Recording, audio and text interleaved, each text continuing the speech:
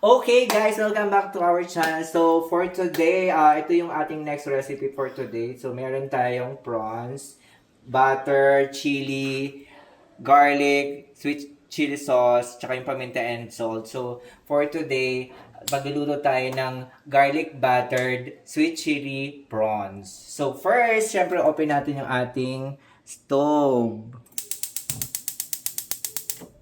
Ayan. So, meron tayong malinis na pan dito.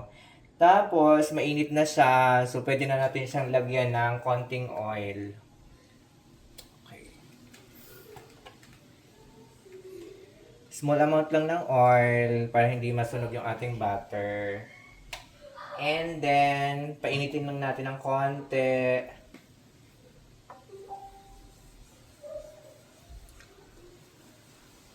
So, ilalagay na yung ating garlic. Yung ating minced garlic. Ayan. Damihan natin yung garlic para mas masarap. Okay. Tapos, iba-brown lang natin yung ating garlic. Ayan. Susuti lang natin ng very, very light.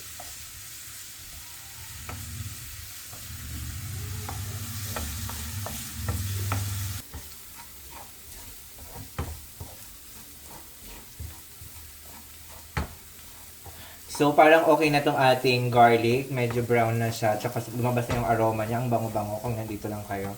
So, isusunod na natin yung ating butter. Ayan. Tapos, haluin lang natin siya para matunaw. Ayan.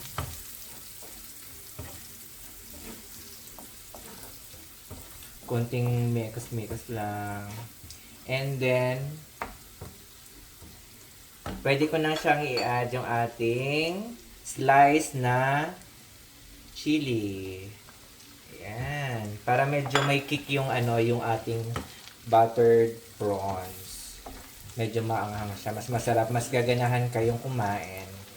Okay. So, since tunaw na yung ating butter, we will add the prawns.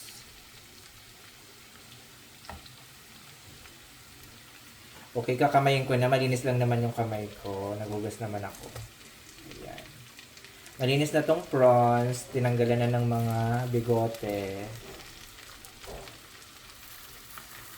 So, ilang piraso kaya ito? Medyo madami-dami siya ha. Tapos malalaki. So, perfect siya sa ating buttered garlic.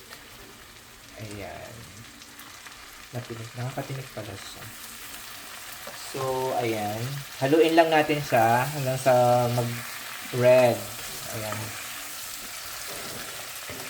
Okay, ang bango. Nakita nyo, nag-red na yung kulay ng ating prawns. So, dapat mag-ano siya, even yung color niya. Ayan, ang bango. So, amoy na amoy ko dito yung garlic tsaka yung butter.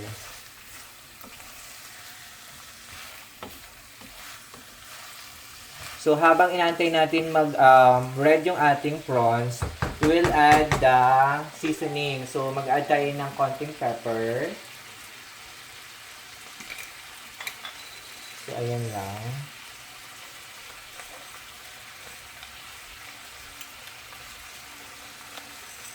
Ayan, dapat bibilisan kong gano'n para lumabas yung ating pepper. Yan.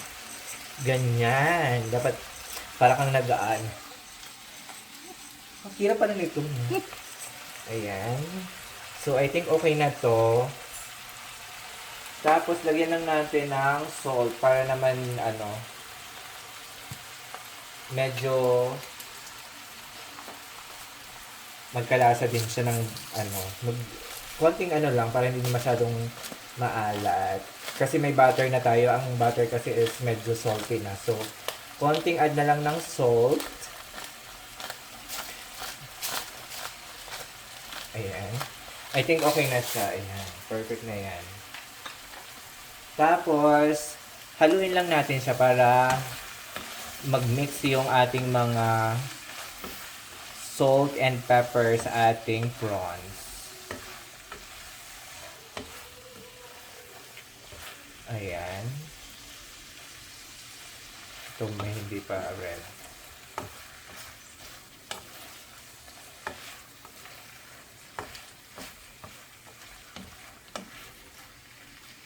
So, maglalagay tayo add din tayo ng konting seasoning.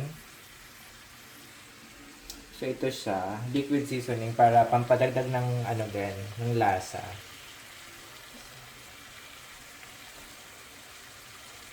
Konti lang din kasi malasa na ang ating prawns. So, halo ulit.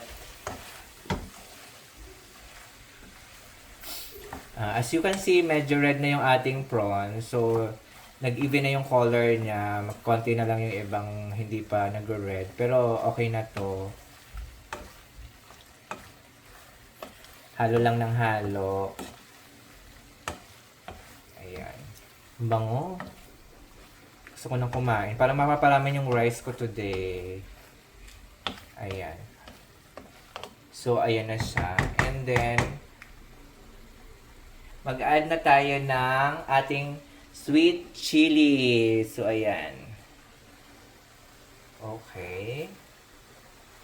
Ito isa din sa pampasarap sa ating buttered garlic shrimp. Yung iba kasi hindi naglalagay ng sweet chili sauce. Pero kami, pag nagluluto kami ng buttered garlic shrimp, we always put sweet chili sauce para mas masarap siya. And syempre, para may alam mo yun, may sauce. 'Di ba? So, ayun. Haluin lang natin. Okay. So, ayan na siya. Ang sarap na.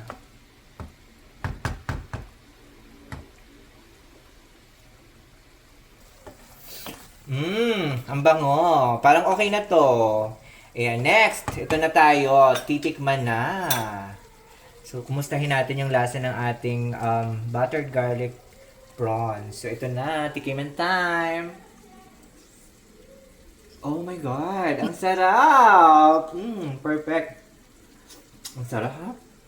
Okay, done na tayo. Kain na tayo. Bye. Patayin na natin yung apoy.